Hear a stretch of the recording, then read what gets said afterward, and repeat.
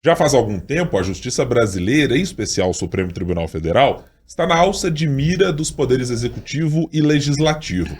Mas agora, o Ministério Público também entrou na alça de mira da opinião pública.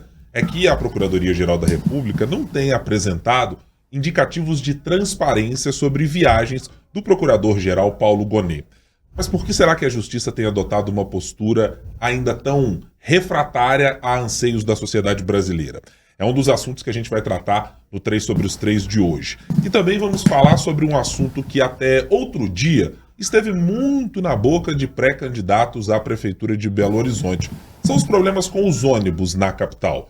Onde estão todos aqueles personagens que dia e noite tratavam dos ônibus como o grande problema da cidade e o transporte público como o grande vilão da população belo-horizontina?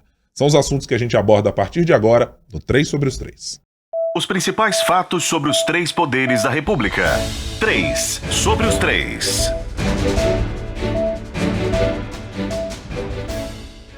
Olá, tudo bem? Eu sou Guilherme Ibrahim, você está em mais um episódio do 3 sobre os 3. Semanalmente, 3 integrantes das nossas editorias de política abordam os principais assuntos dos 3 poderes da República: o Executivo, o Legislativo e o Judiciário.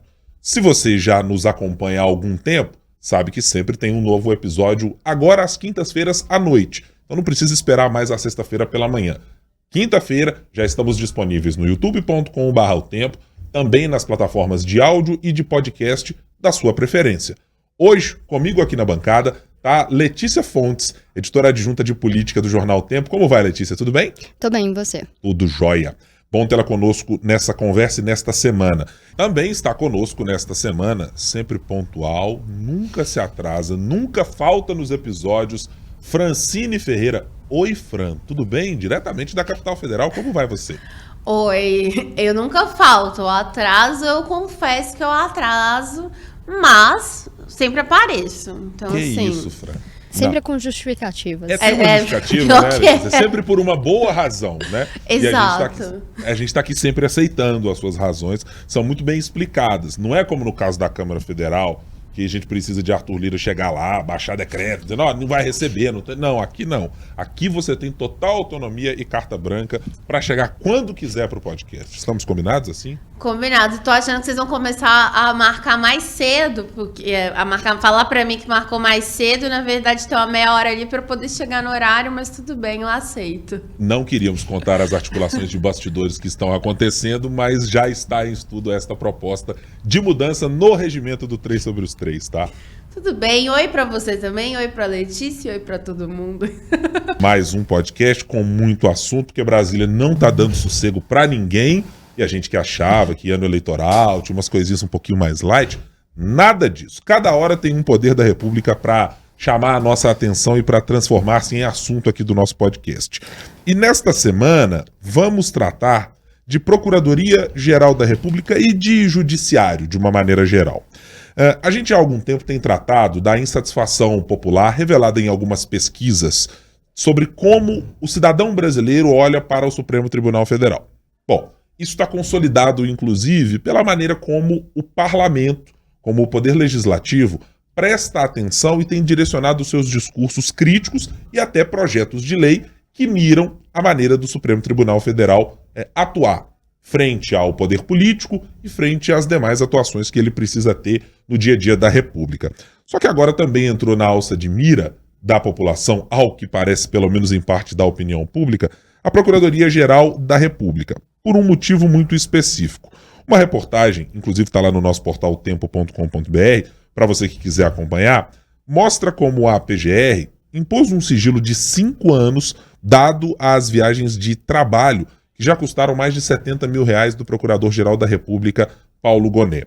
Nós estamos falando de um órgão que especificamente olha para outros poderes e tem na prerrogativa constitucional a principal função de se atentar para saber se os gastos públicos estão feitos de maneira correta, se há indicativos de corrupção ou não nos poderes da República, de que maneira os poderes devem se posicionar e como eles devem ser investigados. É o Ministério Público Federal que faz esse tipo de avaliação e propõe punições, ressarcimento de recursos e coisas dessa natureza. E que cobra, em última instância, que todos os poderes apresentem de uma forma ou de outra, em algum maior ou menor grau de transparência, os gastos que têm, com viagens, nas despesas de pessoal. Para além disso tudo, ainda temos uma lei de acesso à informação, que já está aí rodando há muito tempo, mas que não parece ter feito com que os poderes da República, ou boa parte deles, se sensibilize para a importância de termos informação aberta, de qualidade e acessível para o cidadão brasileiro. Fran, quero começar a nossa conversa, claro, por você aí na capital federal.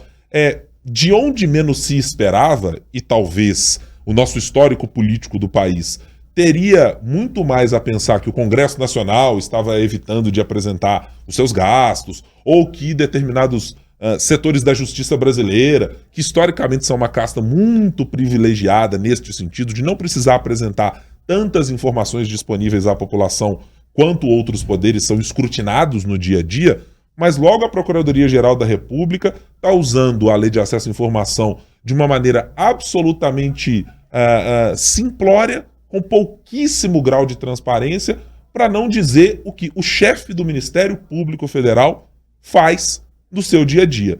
Me parece bastante estranho que essa regra que foi criada lá atrás com o último procurador, o procurador Augusto Aras, seja reproduzida por alguém que, pelo menos nos ares de Brasília, indicava-se ser alguém diferente. É mais do mesmo, Fran? Pois é, Ibrahim. Isso da Procuradoria-Geral da República, a gente lembra que também tem um contato direto aí com o que já acontece no STF. Ao longo da última semana, né, a grande repórter Constança Rezende, da Folha de São Paulo, trouxe ali uma reportagem que dizia justamente falando de que alguns ministros do STF não estavam ali colocando justificativas para suas viagens, seja para passagens, para diárias, explicando para onde estava indo ou o que iria fazer. A partir disso também foi constatado que é uma prática também da PGR isso, né? Desde o início do ano, desde quando aí o Gonê assumiu, no final do ano passado, né? Mas desde o início desse ano, o total de diárias da PGR chegou ao valor aí de 6,2 mil. Diárias, aqui eu vou falar diárias, mas também está incluído passagem nisso, né? E só para o Gonê foi o valor total aí de 75,9 mil.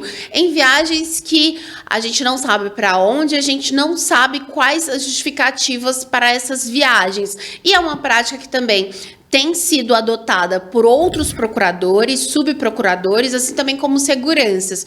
Um dos motivos que a PGR justifica, mas não justifica tanto assim, usando até a própria Lei de Acesso à Informação, mas daí não especifica qual artigo dessa Lei de Acesso à Informação, né, que foi um salto também que a gente teve de transparência desde então, desde que foi instituído essas informações serem públicas, né, não explica qual dispositivo para se amparar nessa justificativa.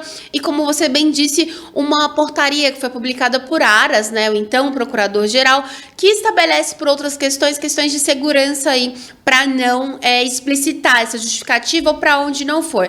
Só que ao mesmo tempo a gente lembra que essas viagens já foram realizadas de certa forma.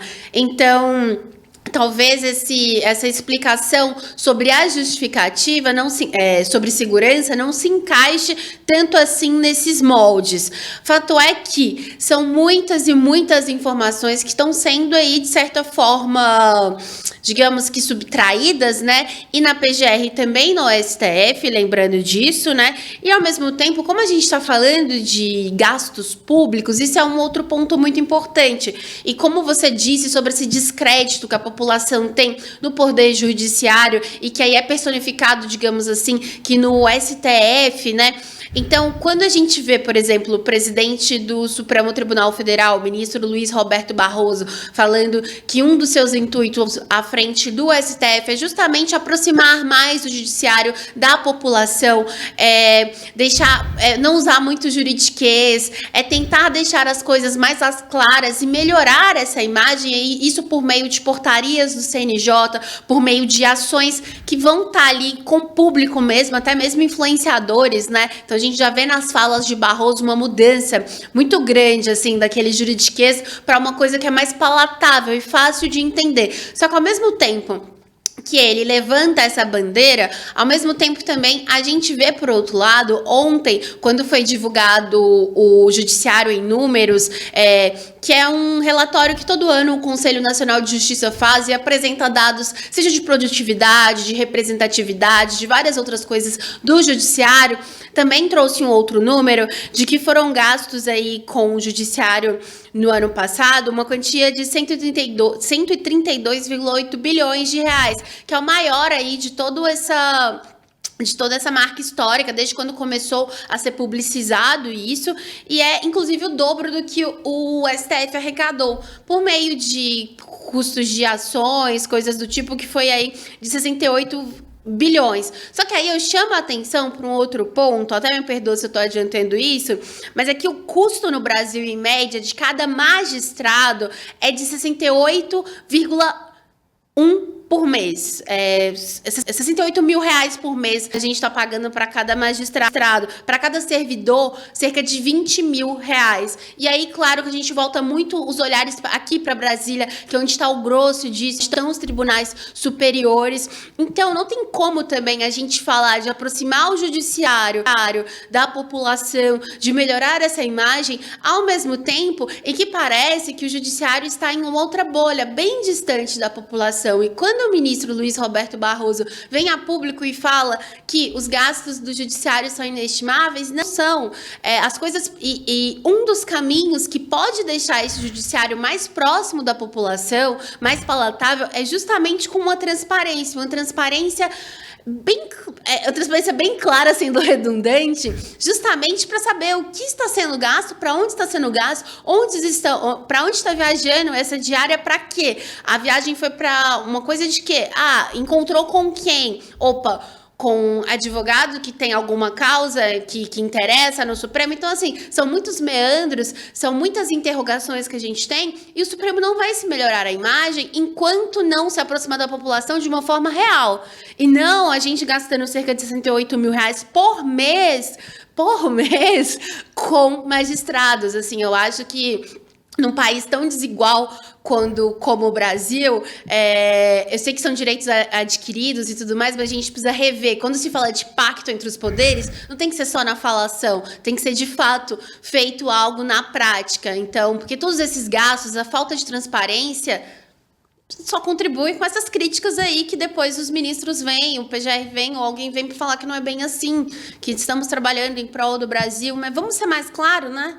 E acho, Fran, que nesse caso em específico, é um poder sobre o qual a gente tem, e nós jornalistas em especial, tendemos a ter uma crença ou uma proximidade muito relevante, porque é aquele que tem instrumentos funcionais, institucionais, para fazer investigações sobre os casos que a gente trata no dia a dia, né? O trabalho do jornalista, em alguma medida, se trata de desnudar para as pessoas, desnudar para o cidadão no dia a dia, os malfeitos do governo. Não é à toa que as pessoas dizem, mas o jornalista é sempre ali um urubu, está sempre procurando um problema ou coisas dessa natureza. Isso é parte da nossa função jornalística, do nosso código de ética, é prestar atenção nas coisas que, com um funcionamento normal previsto pela Constituição, não estão ocorrendo de maneira correta. E por isso nós vamos, por exemplo, para quem tem, de fato, de direito e de competência, a capacidade de fazer investigações, apurações específicas sobre o Poder Executivo, o Legislativo, o próprio Judiciário, que é o Ministério Público nos estados, e o Ministério Público Federal em última instância.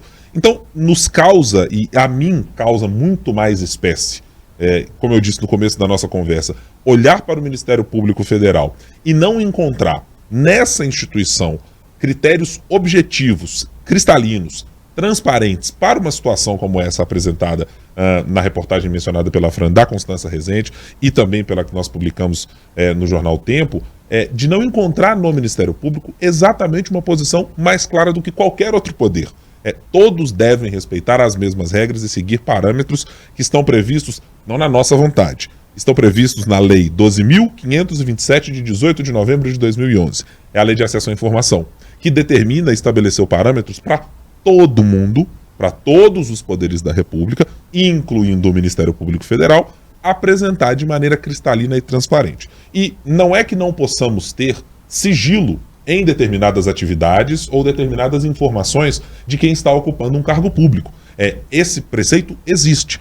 Por exemplo, o presidente da República, que eventualmente precise ter uma reunião sigilosa, ou um integrante da Polícia Federal, um ministro da Justiça, eventualmente pode haver razões específicas de segurança nacional ou coisas dessa natureza que garantam algum sigilo para os governos ou para as instituições. Isso é absolutamente legítimo. Você, por exemplo, como um policial federal, se você vai fazer uma oitiva qualquer com um investigado X, né? Imaginemos que o diretor-chefe da Polícia Federal vai se encontrar com um determinado ou específico criminoso para fazer alguma oitiva, para participar de algum processo, ou que agentes vão fazer algo dessa natureza, há um direito específico de que ele possa fazer isso sob sigilo, numa condição de anonimato, para não trazer algum prejuízo para as investigações.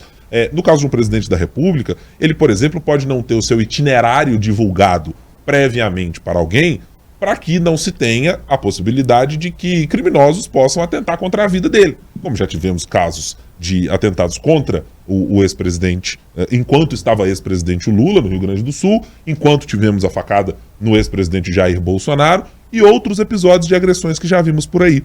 Mas me causa muito mais espanto vindo por parte do Ministério Público Federal. É de quem eu não espero que isso aconteça, porque fica difícil fazer uma cobrança dos demais poderes se você se coloca na mesma condição. E diz com que autoridade para o Supremo Tribunal Federal, para o Congresso Nacional, para o Poder Executivo, de que o seguinte, o presidente da República tem petição e tem pedidos específicos aqui para que o senhor revele onde esteve, com quem esteve.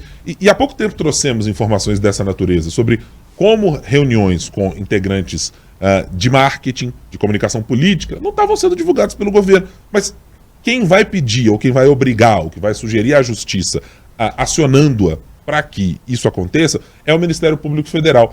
E não é difícil receber uma resposta dizendo, interessante, né? É o mesmo Ministério Público Federal que não divulga aquilo que faz o Procurador-Geral da República. Então, eu acho que os motivos é que são importantes.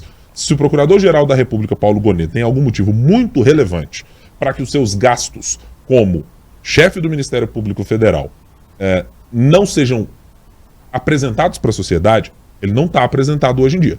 Ele não está dado para a sociedade brasileira, que tem sim o dever de saber e tem o direito de saber o que faz, por que faz e como faz. E se não tem esse direito, é aí que se precisa ter uma justificativa. E não abertamente dizer, não pode.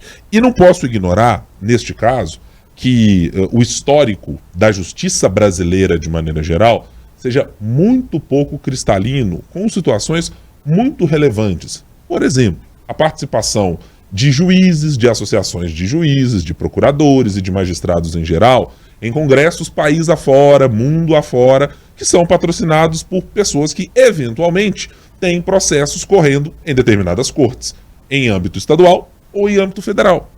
Esse tipo de relação, que nunca fica muito clara para a sociedade, contribui para criar uma espécie de caldo de cultura em que todo mundo vai parar no mesmo caldeirão. O caldeirão da desconfiança sobre a justiça e de que o Brasil tem leis que são efetivadas. Se quem as cumpre, ou quem deveria zelar por elas de alguma maneira, é o primeiro a solapar algumas dessas leis, fica difícil a gente tentar construir uma relação com o cidadão de accountability, de que o cidadão olhe para aquela instituição e diga, nessa aqui eu posso confiar. E nessa aqui eu tenho certeza que não tem, para usar uma expressão, e não estou afirmando que este é o caso do procurador, é de que não tem maracutaia, né? Não tem uma relação aí escondida que nós não estamos sabendo. Por isso que me parece tão preocupante. E acho que também há uma segunda questão neste caso, que acaba contaminando de maneira geral os poderes. A gente está discutindo há muito tempo como a relação entre o Supremo Tribunal Federal, integrantes dos poderes executivo e legislativo, estão aí na mira dos críticos de plantão. E muitas dessas razões são de muita gente que está fazendo coisas absolutamente espúrias, de gente que está cometendo crimes, evidentemente, mas que está se mostrando um crítico feroz do Supremo, porque sabe que em algum momento poderá chegar, por exemplo, a ser julgado pelo Supremo Tribunal Federal. Bom, claro que sim, isso pode acontecer, mas temos um problema principal que é da ordem da onde levar esse tipo de situação? E acho que há, nesse momento no Brasil, uma outra questão. A gente acaba colocando tudo no mesmo caldo de cultura, tudo no mesmo balaio, quando se discute as relações bastante bélicas entre o Supremo Tribunal Federal e os demais poderes da República, dizendo, mas o STF não é transparente nas suas decisões, o ministro decide uma coisa, outro não decide colegiadamente, aí de repente todo mundo decide no colegiado, e as coisas nunca são exatamente muito claras, e os motivos expressos nas decisões também, em casos específicos de alguns ministros, que a gente pode mencionar até nominalmente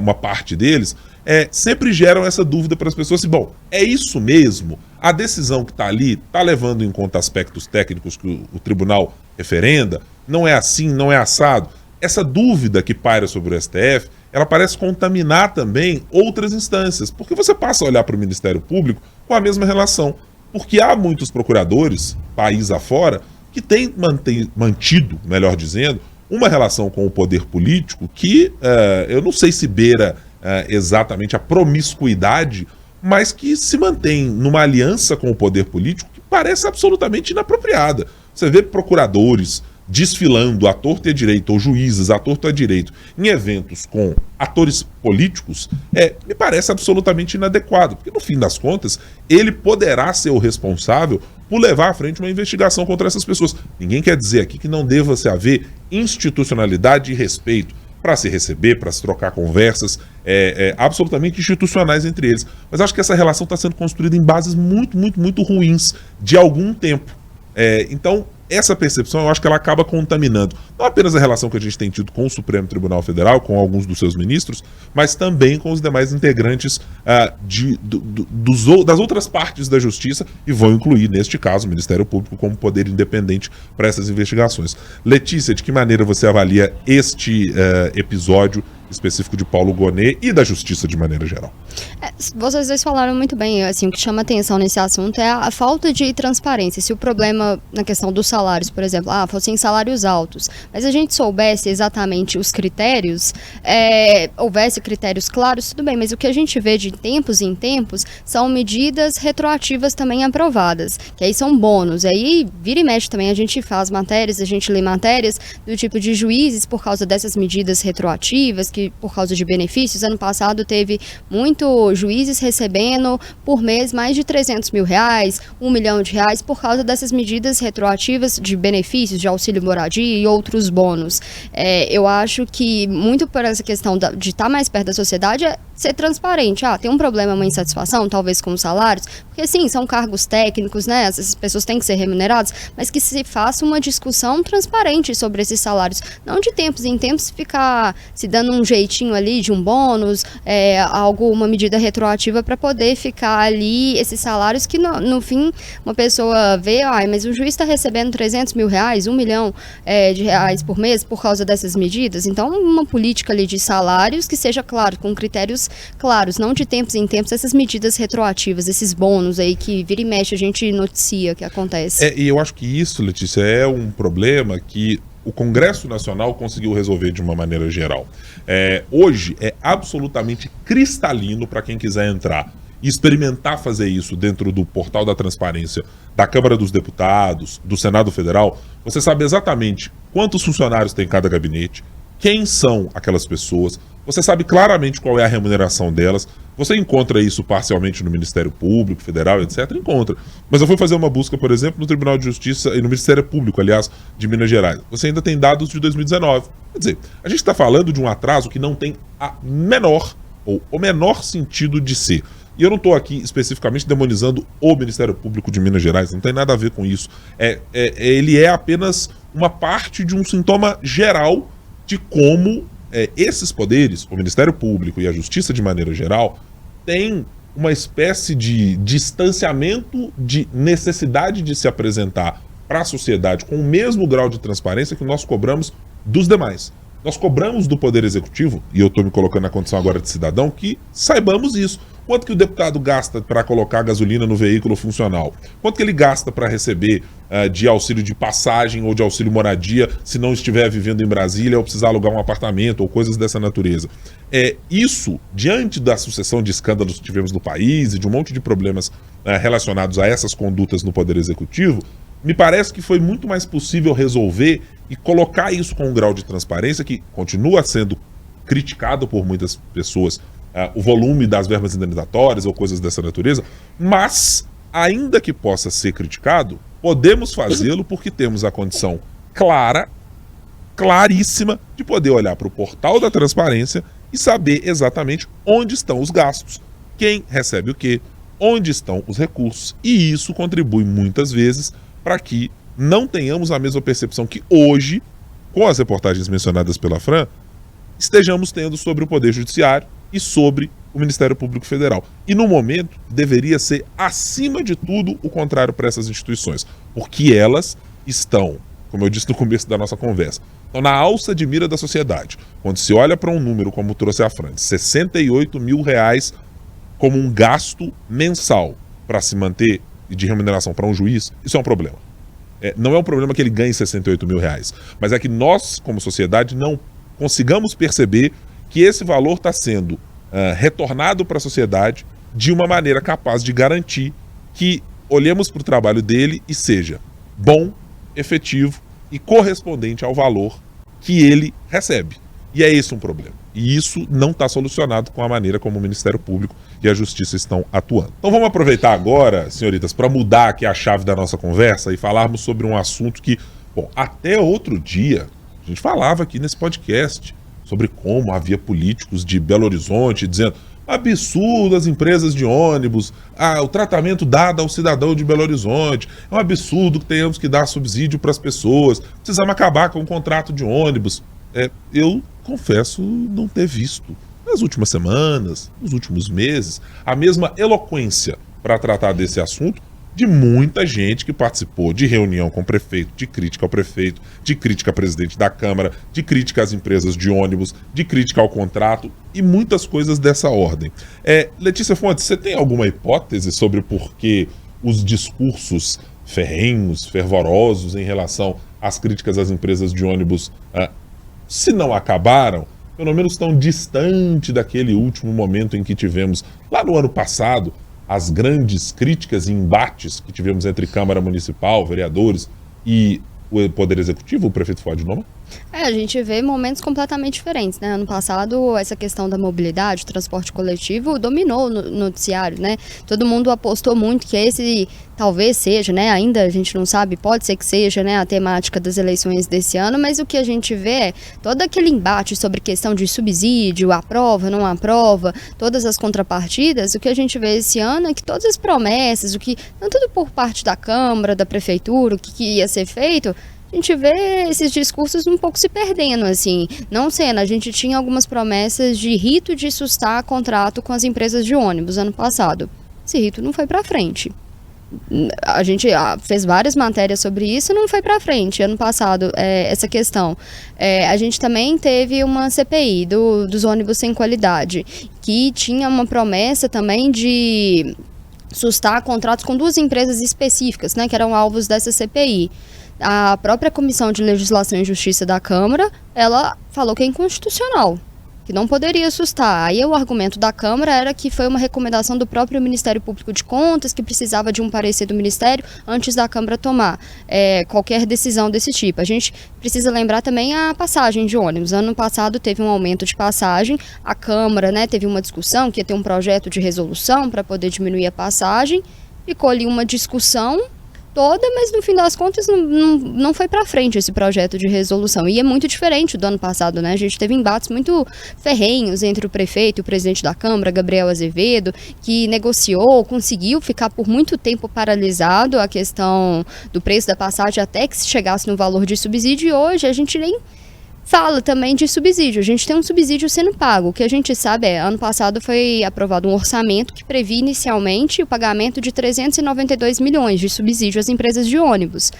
A gente é um valor menor do que foi ano passado, assim, porque ano passado a prefeitura pagou esse mesmo valor, mas teve uma ajuda da Câmara. Esse ano a gente não tem um valor da Câmara para poder contribuir com esse subsídio. Acho que foram 75 milhões de reais ou algo dessa não me recordo. Depois chegaram, acho que até a aumentar o valor para mais de 100 milhões de reais. Acho que foi 120 milhões, se eu não me engano, algo do tipo da Câmara.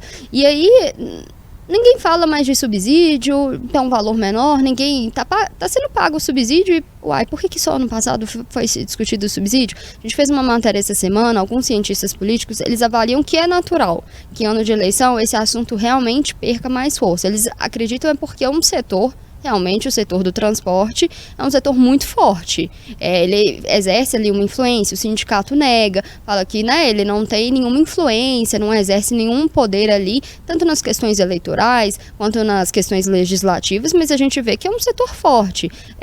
A gente vê que o prefeito Alexandre Calil foi eleito justamente com um propósito ali de resolver esse problema.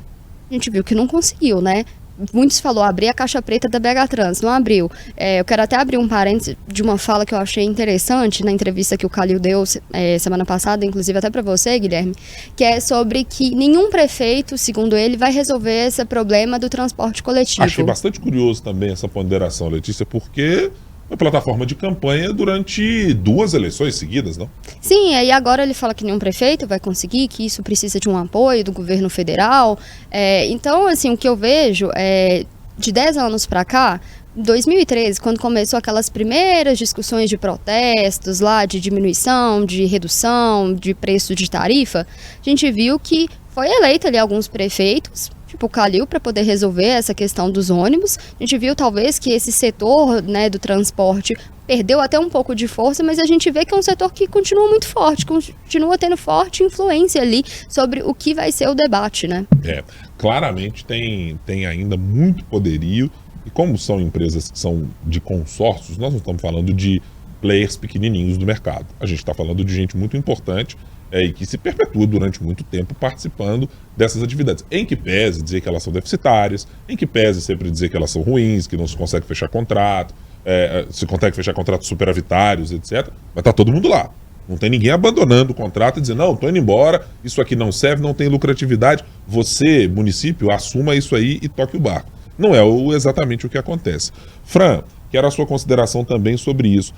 Não era para ser 2024, um ano de eleições municipais, em que este assunto, que ao longo dos últimos 3 mandatos, pelo menos, foi debatido à sua exaustão, talvez até mais, vamos expandir até ali, lá na gestão Pimentel, quando se assinou o contrato de renovação desta concessão de ônibus, não era para estar isso na pauta do dia, na boca de todo mundo que é pré-candidato, não? Pois é, no Pimentel eu ainda era muito jovem, não me recordo. Sim, é verdade. Talvez nessa mesa aqui só a Letícia Fontes tenha acompanhado em loco essas discussões, né, Fran? Eu e você não estávamos nessa época. É verdade. Mas a gente lê o jornal depois, né, Fran? Exato. Como a gente disse no outro episódio. Vai no arquivo público. Isso.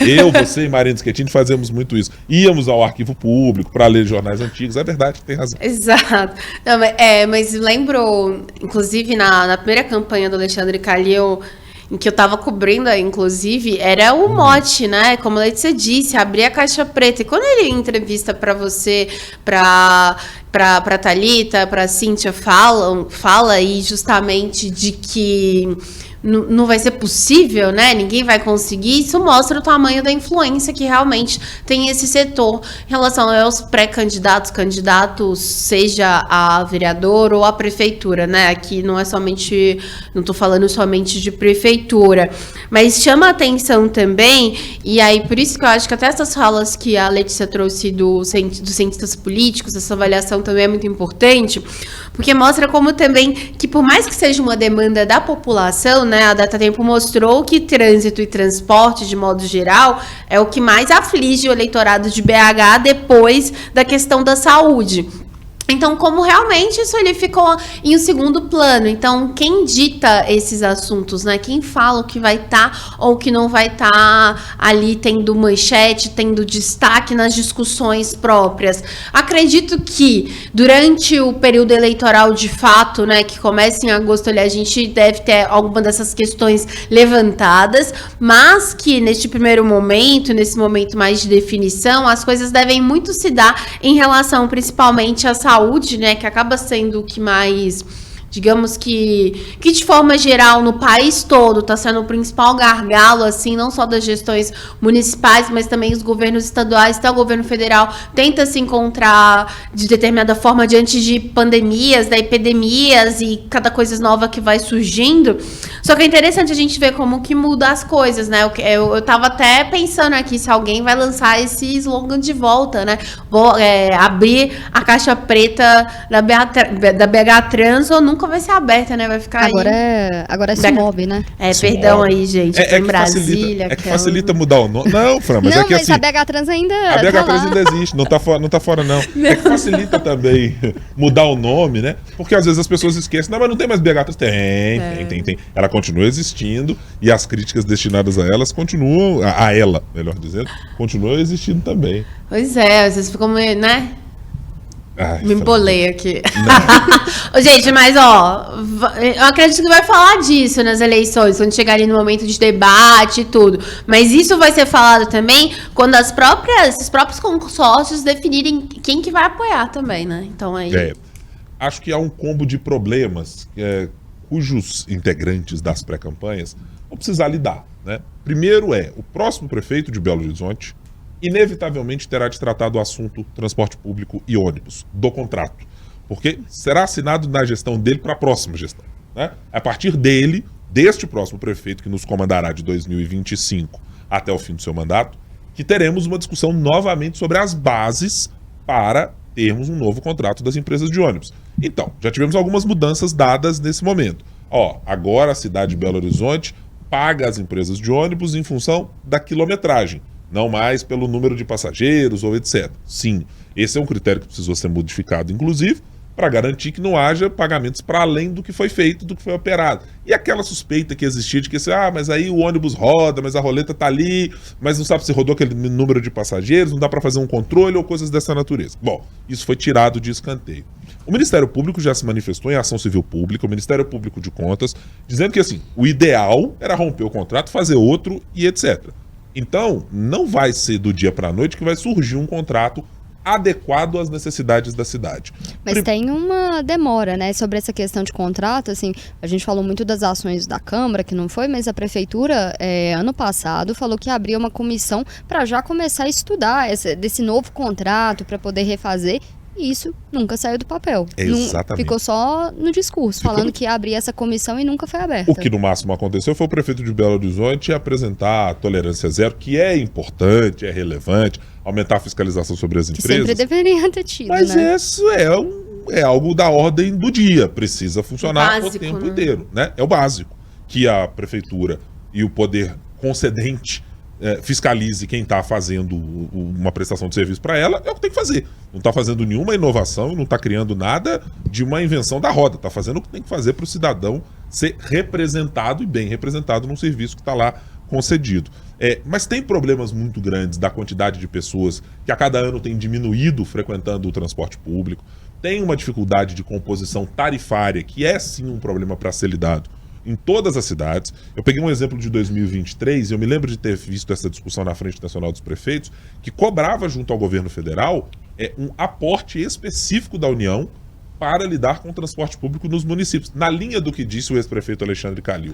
Porque mesmo na cidade de São Paulo, que tinha tido em 2022 pouco mais de 9 milhões de passageiros circulando, você teve uma redução para 7 milhões. E é um sistema que, bom, se tem algum sistema que tem muita gente para rodar e fazer com que a tarifa seja menor exatamente por isso, mas que ainda assim precisa contar com subsídio, é o sistema de São Paulo, que funciona muito melhor do que quase todos os sistemas do país, pelo volume, pela quantidade de pessoas, pela possibilidade de mais empresas de concorrência e muitas coisas dessa natureza.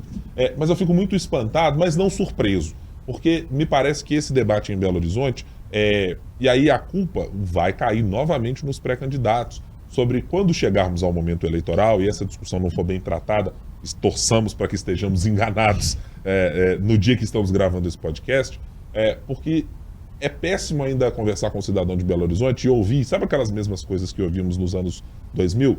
A gente não melhora o transporte de Belo Horizonte porque a máfia dos transportes não deixa. E acho que a gente precisa avançar. É assim, que clareza temos de que não é uma máfia, estamos falando de empresas, tem nome, tem sobrenome, tem CPF, tem CNPJ, sabemos o que fazem, onde estão, quanto lucram, quanto não lucram, quais são as suas composições de custo.